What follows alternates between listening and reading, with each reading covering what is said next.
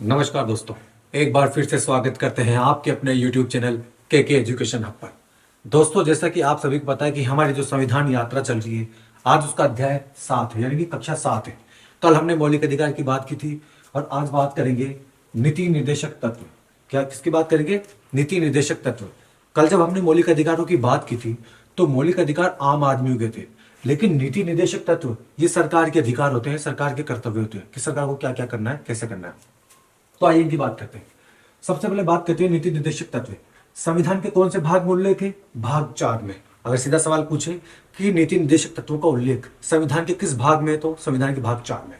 भाग 4 में अनुच्छेद 36 से लेके 51 तक है। क्या है? अनुच्छेद 36 से लेके 51 तक भाग 4 में नीति निर्देशक तत्वों का उल्लेख है। ये नीति निर्देशक तत्व हमने लिए आयरलैंड से। कौन सा देश से अपनाया? आयरलैंड से। जैसे मौलिक अधिकार हमने कहां से अपनाए थे? अमेरिका से। उसी तरह नीति निर्देशक तत्व हमने अपनाए आयरलैंड से। अगर और पूछे डीपली कि आयरलैंड ने भी किस देश से लिए हैं, तो अगर पूछ ले कभी कि आयरलैंड ने किस देश से अपनाए थे, तो आयरलैंड ने अपनाए थे स्पेन से। कौन से देश से? स्पेन से। तो सीधा सा सिंपल सा दो सवाल बनते हैं इसमें कि भारत ने नीति निर्देशक तत्व की अवधारणा कौन से देश से अपनाई? आयरलैंड से। अगर पूछे कि आयरलैंड ने भी नीति निर्देशक तत्व कहां से लिए? स्पेन से। ठीक है। दूसरी चीज है, नीति निर्देशक तत्व सकारात्मक होते हैं। क्या होते हैं? सकारात्मक। कल हमने बात की थी कि मौलिक अधिकार नकारात्मक होते हैं, यानी कि मौलिक अधिकारों पर केस किया जा सकता है, लेकिन नीति निर्देशक तत्वों पर केस नहीं किया जा सकता। ये वाद योग्य नहीं है। ये सरकार की ताकत को बढ़ाते हैं, इसलिए ये सकारात्मक कहलाते हैं। ठीक है। ये सब इसकी बेसिक बात हुई। हमने देखा कि भाग 4 में अनुच्छेद 36 से लेके 51 तक है। तो आइए शुरू करते हैं अनुच्छेद 36 से लेके 51 तक कि कहां कहां किसका उल्लेख है। जिस तरह से मौलिक अधिकार आपके पास आपके लिए इंपॉर्टेंट टॉपिक था, उसी तरह नीति निर्देशक तत्व भी एक छोटा और इंपॉर्टेंट टॉपिक है। पहले बात करते हैं अनुच्छेद 36। अनुच्छेद 36 अनुच्छेद में किसी भी राज्य की परिभाषा बताई गई है। सिंपल सा याद रखना, राज्य की परिभाषा। राज्य की परिभाषा। अनुच्छेद 36 में किसके उल्लेख है? राज्य की परिभाषा। फिर बात करते हैं अनुच्छेद 37। अनुच्छेद 37 अनुच्छेद 37 बोलते हैं कि नीति निर्देशक तत्वों पर केस नहीं किया जा सकता, यानी कि इन पर न्यायिक जांच नहीं बिठाई जा सकती। अनुच्छेद 37 क्या बोलता है? नीति निर्देशक तत्वों की न्यायिक जांच नहीं की जा सकती। क्या है?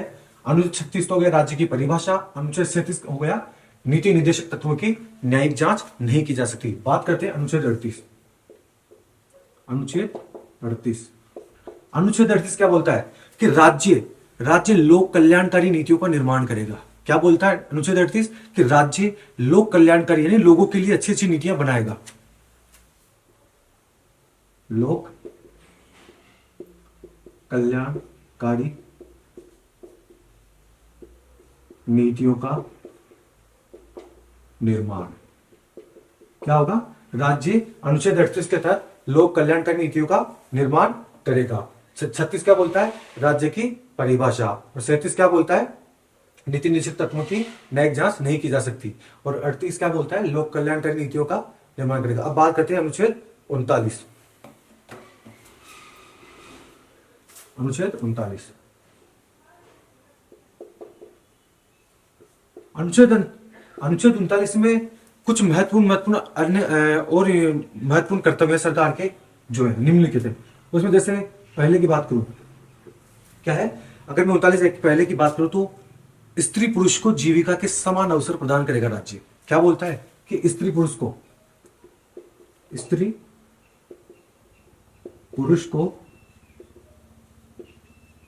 जीविका के समान अवसर प्रदान करना। क्या करेगा? 39 के तहत स्त्री पुरुष को जीविका के समान अवसर प्रदान करेगा। उसके बाद बात करें कि देश के जो भी सामूहिक संसाधन निकलते हैं, जैसे क्या बोलते हैं, जैसे कि देश के संसाधनों का प्रयोग, मतलब देश के संसाधन जितने भी संसाधन है उनका प्रयोग सामूहिक हित में होगा। क्या बोलता है? देश के संसाधनों का प्रयोग सामूहिक हित में होगा। क्या बोलता है 39 पहले में क्या बोलता है, स्त्री पुरुष को जीविका के समान अवसर देगा। उसके बाद बोलता है कि देश के संसाधनों का सामूहिक हित में प्रयोग होगा। इसके बाद बात करते हैं कि 39 क्या बोलते हैं, 39(3) में 39 में क्या बोलता है कि महिला और पुरुष को, यानी कि क्या बोलता है, महिला व पुरुषों को समान कार्य के लिए समान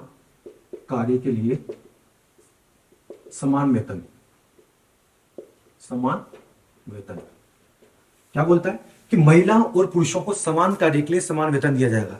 यानी कि कोई भी काम हो जिसमें महिला और पुरुष की वैकेंसी हो, वहां पे जो काम होगा ये नहीं होगी कि पुरुष को ज्यादा सैलरी देंगे महिलाओं को कम देंगे, या महिलाओं को ज्यादा देंगे पुरुषों को कम दे, दोनों को समान कार्य के लिए समान सैलरी दी जाएगी। तो 39 में किस किस का प्रावधान है, पहले कि स्त्री पुरुष को जीविका के लिए, मतलब जिंदगी जीने के लिए समान अवसर दिए जाएंगे।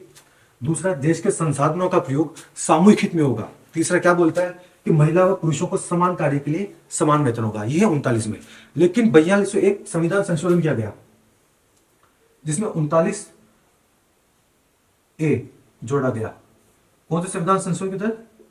42वां संविधान संशोधन 1976 के तहत जोड़ा गया 39(a). 39 से क्या बोलता है? 39 ये बोलता है कि निशुल्क विधिक सहायता। क्या बोलता है? निशुल्क विधिक सहायता, यानी कि किसी के पास अगर वकील करने का पैसे नहीं हो तो सरकार उसके लिए वकील करेगी। ठीक है, तो क्या बोलता है? निशुल्क विधिक सहायता। निशुल्क विधिक सहायता क्या हो गया? निशुल्क विधिक सहायता। सबसे पहले बात की अनुच्छेद 36। अनुच्छेद 36 में क्या कहा गया? राज्य की परिभाषा। अनुच्छेद 37 में क्या गया? नीति निर्देशक तत्वों को की न्यायिक जांच नहीं की जा सकती। अनुच्छेद 38 क्या बोलता है कि राज्य लोक कल्याणकारी नीतियों का निर्माण करेगा। अनुच्छेद 39 में क्या बोलते हैं कि स्त्री पुरुष को जीविका के समान अवसर प्रदान करेगा। दूसरा बोलता है देश के संसाधनों का प्रयोग सामूहिक हित में होगा। तीसरा बोलता है कि महिला व पुरुषों के समान कार्य के लिए समान वेतन देगा। फिर 39(a) यानी कि 39 से कैसे जोड़ा गया? 42वें संविधान संशोधन 1976 के तहत जोड़ा गया। 39 से क्या बोलता है कि निशुल्क विधिक सहायता प्रदान करेगा राज्य, यानी किसी के पास वकील करने के पैसे नहीं हो या कोई कंडीशन आ जाए जब वकील नहीं हो रहा हो तो राज्य सरकार उसे वकील प्रोवाइड करवाएगी। ठीक है, ये बात हो गई 39 तक। आइए आगे बढ़ते हैं। तो एक एक अनुच्छेद को आप समझते हुए चलना, यहां से सवाल आपका गलत नहीं है। अब बात करते हैं अनुच्छेद 40। अनुच्छेद 40 बोलता है कि ग्राम पंचायतों का गठन राज्य सरकार करेगी। क्या करेगी? ग्राम पंचायतों का गठन। ग्राम पंचायतों का गठन। इसी अनुच्छेद 39 को गांधीवादी दर्शन को दर्शाता है। गांधीवादी दर्शन को दर्शाता है, क्योंकि महात्मा गांधी कहा करते थे कि किसी भी देश का भविष्य उसके गांव में छुपा हुआ है। तो वही चीज है, अनुच्छेद 40 गांधीवादी दर्शन को दर्शाता है। सवाल सभी कभी पूछ लेता है कि अनुच्छेद 40 का गांधीवादी दर्शन का संबंध किस अनुच्छेद से? तो वहां आपको जवाब देना है अनुच्छेद 40। अनुच्छेद 40 क्या कहता है कि ग्राम पंचायतों का गठन होगा। उसके बाद बात करते हैं अनुच्छेद 41। 41 क्या बोलेगा? 41 कहता है कि राज्य नागरिकों को शिक्षा, रोजगार तथा लोक सहायता प्रदान करेगा। क्या बोलता है 41? कि राज्य नागरिकों को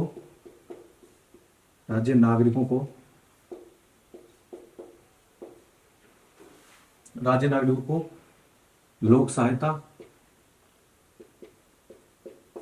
शिक्षा प्रदान करेगा। क्या बोलता है अनुच्छेद 41? कि कोई भी राज्य नागरिकों के लिए लोक सहायता और उनके लिए शिक्षा की व्यवस्था करेगा अनुच्छेद 41 के तहत। तो अनुच्छेद 40 क्या बोलता है? ग्राम पंचायतों का गठन, जो गांधीवादी दर्शन को दर्शाता है। उसके बाद बोलता है अनुच्छेद 41 राज्य नागरिकों के लिए लोक सहायता व शिक्षा प्रदान करेगा। अनुच्छेद 42, अनुच्छेद 42, राज्य काम की न्याय संगत व्यवस्था, प्रसूति सहायता उपलब्ध करवाएगा। क्या बोलता है अनुच्छेद 42? अनुच्छेद 42 ये कहता है कि कोई भी मतलब राज्य काम की न्याय संगत व्यवस्था करेगा, यानी कि काम ऐसा ही दिया जाएगा जो इंसान द्वारा किया जा सकता हो। और दूसरा प्रसूति सहायता, यानी महिलाओं को प्रसूति सहायता की सेवा भी उपलब्ध करवाई जाएगी काम के दौरान। ठीक है, तो अनुच्छेद 40 ग्राम पंचायतों का गठन, अनुच्छेद 41 राज्य नागरिकों की लोक सहायता शिक्षा प्रदान करेगा, अनुच्छेद 42 राज्य काम की न्याय संगत व व्यवस्था और प्रसूति सहायता की उपलब्ध करवाएगा। अब अनुच्छेद 43 की बात करते हैं। अनुच्छेद 43 राज्य कुटीर उद्योगों की स्थापना करेगा। राज्य कुटीर उद्योगों की स्थापना करेगा। कौन से अनुच्छेद के तहत? अनुच्छेद 43 के तहत कोई भी राज्य कुटीर उद्योगों की स्थापना करेगा। ठीक है, तो यहां तक हो गया। अनुच्छेद 40 में हो गया ग्राम पंचायत को गठन, और 41 में हो गया राज्य नागरिकों को लोक सहायता शिक्षा प्रदान करेगा। अनुच्छेद 42 में हो गया राज्य काम की न्याय संगत व्यवस्था करेगा। उसके बाद अनुच्छेद 43 हो गया कि राज्य कुटीर उद्योगों की स्थापना करेगा। यहां तक क्लियर है? उम्मीद करता हूं यहां तक एक बार देख लो, आप स्क्रीनशॉट ले लो। ठीक है, यहां तक क्लियर है? आगे बढ़े। अनुच्छेद 44, अनुच्छेद 44 क्या बोलता है? समान नागरिक संहिता, समान नागरिक संहिता। इसको याद करने का सिंपल सा फंडा है। देखिए यहां चार सेम आ रहे ना, समान आ रहे हैं, तो समान नागरिक संहिता। और समान नागरिक संहिता लागू करने वाला पहला राज्य उत्तराखंड। अभी पूछ ले आपसे कि समान नागरिक संहिता लागू करने वाला पहला राज्य कौन सा है, तो उत्तराखंड। यहां तक आया होगा समझ में। 40 ग्राम पंचायतों का गठन, 41 राज्य नागरिकों को लोक सहायता शिक्षा प्रदान करेगा, 42 राज्य काम की न्याय संगत व्यवस्था प्रसूति सहायता उपलब्ध करवाएगा, 43 राज्य कुटीर उद्योग की स्थापना करेगा, 44 समान नागरिक संहिता उपलब्ध करवाएगा। यहां तक हो गया। अब बात कर रहे हैं अनुच्छेद 45।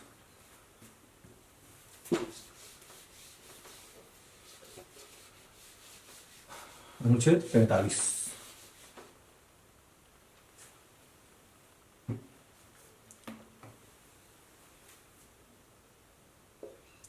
अनुच्छेद 45 क्या बोलता है कि सरकार कोई भी राज्य 6 से 14 वर्ष के बालकों को निःशुल्क सहायता प्रदान करवाएगा। क्या बोलता है? 6 से 14 वर्ष के बालकों को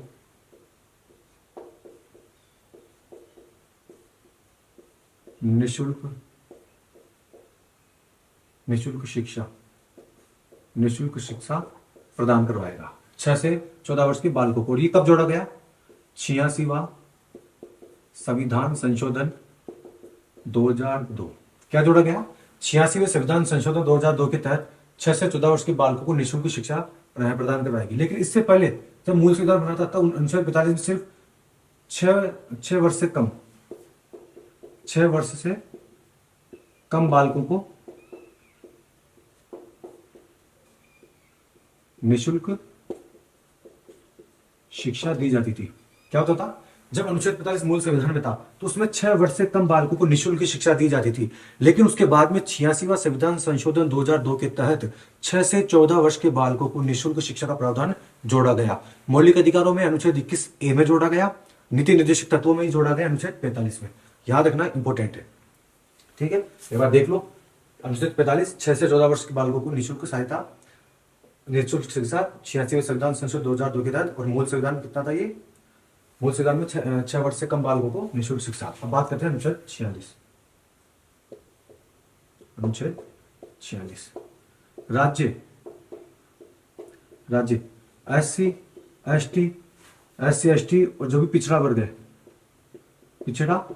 वर्ग उनके उत्थान के लिए कार्य करेगा। क्या करेगा? कोई भी राज्य SC ST पिछड़ा वर्ग के लिए उत्थान के लिए कार्य करेगा। कौन से अनुच्छेद के तहत? अनुच्छेद 46 के तहत। देखिए अनुच्छेद 45 में 6 से 14 वर्ष के बालकों को निःशुल्क शिक्षा, और अनुच्छेद 46 में राज्य SC ST पिछड़ा वर्गों को उनके उत्थान के लिए कार्य करेगा। अब बात करते हैं अनुच्छेद 47।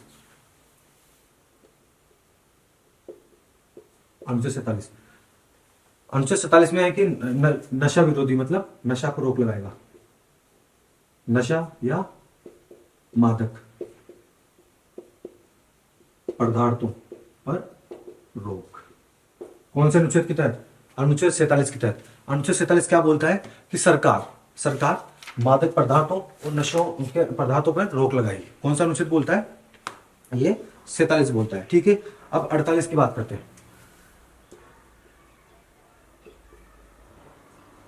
अनुच्छेद 48।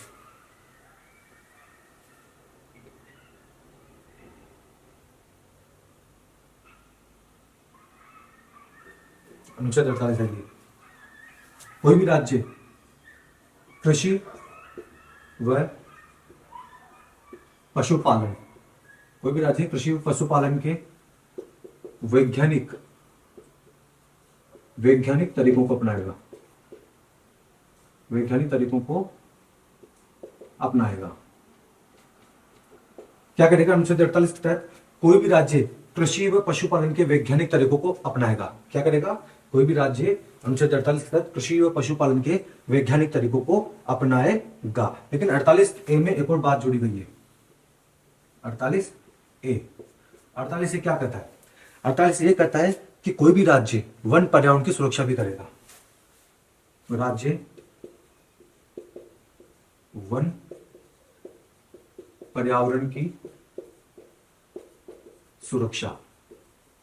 और ये कैसे जोड़ा गया? 42वां संविधान संशोधन 1976 द्वारा जोड़ा गया। क्या करेगा? अनुच्छेद 48 में कृषि व पशुपालन के वैज्ञानिक तरीकों को अपनाएगा सरकार राज्य। अनुच्छेद 48A राज्य वन व पर्यावरण की सुरक्षा भी करेगा। ठीक है, अब बात करते हैं आगे।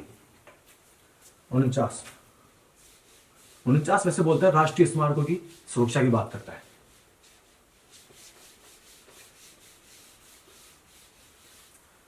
अनुच्छेद 49 क्या बोलता है? राष्ट्रीय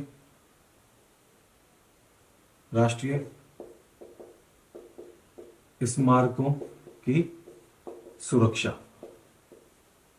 यानी कि जो हमारी राष्ट्रीय धरोहर है, राष्ट्रीय इमारतें, राष्ट्रीय धरोहर जो भी है, उन सबकी सुरक्षा राज्य करेगा। ये राज्य का दायित्व है, उनको करना पड़ेगा। ठीक है, क्योंकि कहीं देखा होगा आपने, कहीं आप जगह जाते हो, कोई भी ऐतिहासिक जगह, वहां देखा होगा आपने कि दीवारें शीर्ण अवस्था में स्थित है, वो टूटने में मरम्मत, उनका मेंटेनेंस का ध्यान नहीं दिया जा रहा। तो राज्य सरकार, मतलब वो सरकार का दायित्व है कि राष्ट्रीय स्मारकों की सुरक्षा करेगा। उसके बाद बात करते हैं अनुच्छेद 50। अनुच्छेद 50 बोलता है कि कार्यपालिका और न्यायपालिका को अलग अलग रखा जाएगा। 50-50 किया जाएगा, मतलब न्यायपालिका और कार्यपालिका को अलग अलग रखा जाएगा। कौन से अनुच्छेद के तहत? 50 के तहत। कार्यपालिका व न्यायपालिका का विभाजन अलग अलग रखा जाएगा। यानी कि कार्यपालिका न्यायपालिका को एक नहीं रख सकते, इनको अलग अलग, कार्यपालिका का सिस्टम अलग होगा, न्यायपालिका का सिस्टम अलग होगा। यहां तक बात हुई किसकी? अनुच्छेद 50 तक की। देखिए एक बार वापस, अनुच्छेद 49 क्या बोलता है? राष्ट्रीय स्मारकों की सुरक्षा करना। उसके बाद 50 क्या बोलता है? कार्यपालिका से न्यायपालिका को अलग रखा जाएगा। अब अनुच्छेद 51 क्या बोलता है? कि जो भी अंतरराष्ट्रीय संधि होगी,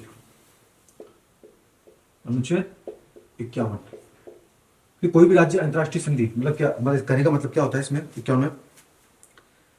राज्य अंतरराष्ट्रीय, मतलब जो भी अंतरराष्ट्रीय शांति व समझौतों के लिए अपनी ओर से वृद्धि करेगा। क्या करेगा? राज्य अंतरराष्ट्रीय शांति व संधि समझौतों के लिए अपनी ओर से प्रयास करेगा। राज्य अंतरराष्ट्रीय शांति, क्या करेगा? राज्य अंतरराष्ट्रीय शांति और संधि समझौतों व संधि समझौते का प्रयास करेगा। कौन से अनुच्छेद के तहत? अनुच्छेद 51 के तहत। तो क्या बोलता है अनुच्छेद 49? क्या बोलता है? राष्ट्रीय स्मारकों की सुरक्षा करना राज्य का दायित्व है। अनुच्छेद 50 क्या बोलता है? कार्यपालिका व न्यायपालिका का विभाजन। और अनुच्छेद 51 बोलता है अंतरराष्ट्रीय शांति व संधि समझौते का प्रयास करेगा। तो ये बात होगी सारे नीति निर्देशक तत्व की। हमने बात करी कौन से अनुच्छेद से लेके थे, 36 से लेके 51 तक। कौन से भाग में आए, भाग 4 में। और हमने कहां से लिया ये, आयरलैंड से। ये बात होगी नीति निर्देशक तत्वों की। तो उम्मीद करता हूं मैं आपको नीति निर्देशक तत्व ढंग से समझ में आएंगे। आपने बकायदा नोट्स बनाएंगे, इनका आप रिवीजन करते रहिए। नोट्सों का ये सफिशिएंट होंगे आपके किसी भी आने वाले एग्जाम के लिए। और ऐसे ही आगे वाली क्लास आएगी कल नए टॉपिक पर। कल मौलिक कर्तव्यों की बात करेंगे हम। इससे पहले हमने मूल अधिकारों की बात कर ली। आप लगातार सीक्वेंस में क्लास लेते रहिए, आपकी पूरी पॉलिटी फ्री ऑफ कॉस्ट यहीं पे कंप्लीट हो जाएगी। तो उम्मीद करता हूं आपको वीडियो पसंद आएगा। वीडियो पसंद आया तो दोस्तों के साथ शेयर करना, चैनल को सब्सक्राइब करना, लाइक कमेंट धड़ाधड़ ठोक देना। ठीक है, जय हिंद, जय भारत।